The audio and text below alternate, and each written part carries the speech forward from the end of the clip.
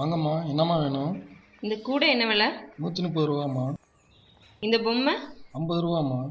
நான் என்ன உங்க கடையை விலை கேட்ட மாதிரி விலை சொல்றீங்க? கூடைக்கு 80 ரூபா, பொம்மைக்கு 20 ரூபா தான் கொடுப்பேன். விலையெல்லாம் கட்டுப்படி ஆகாதும்மா, வேணா 10 ரூபா குறைச்சிக்கிறேன். அதெல்லாம் முடியாது. இந்தாங்க 100 ரூபாய், இதுக்கு மேலெல்லாம் கொடுக்க முடியாது.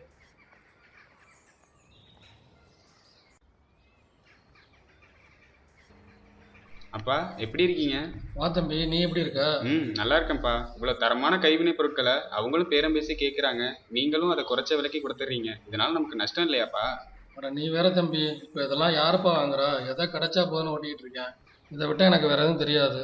அதை விட உன் படிப்பெல்லாம் நல்லபடியாக முடிஞ்சுதா? எல்லாம் நல்லபடியாக முடிஞ்சுதுப்பா. நீங்கள் பட்ட கஷ்டம்லாம் போதும், இனிமேல் நான் பார்த்துக்கிறேன்.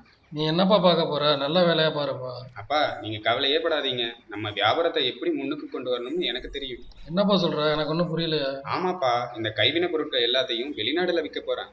அதுக்கெல்லாம் நிறைய பணம் செலவாகும்பா. அதெல்லாம் இல்லைப்பா, இப்போ இன்டர்நெட் இருக்கு, அதில் பிஸ்மில்லா.com இருக்கு. இது போதும், நம்மளோட இந்த சின்ன வியாபாரத்தை கூட பெரிய அளவில் பண்ணலாம். அப்படியா? இதோ இன்னைக்கே இப்பவே பிஸ்மில்லா.comல நம்ம பொருட்களை விளம்பரப்படுத்துறேன்.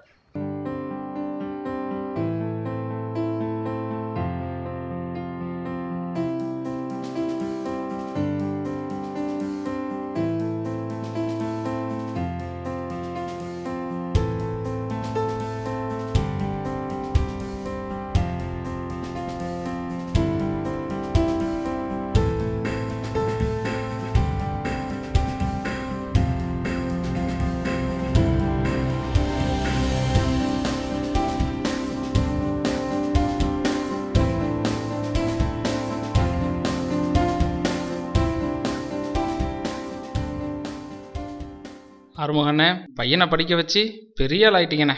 இதுக்கு என் பையன் மட்டும் காரணம் இல்லை. இன்னைக்கு சின்ன சின்ன வியாபாரங்களையும் பெரிய அளவில் உலக சந்தை கொண்டு போகிறதுக்கு பிஸ்மில்லா வெப்சைட் தான் காரணமாக இருக்குது. பிஸ்மில்லா இருக்கிறப்ப நமக்கெல்லாம் வெற்றி தான்.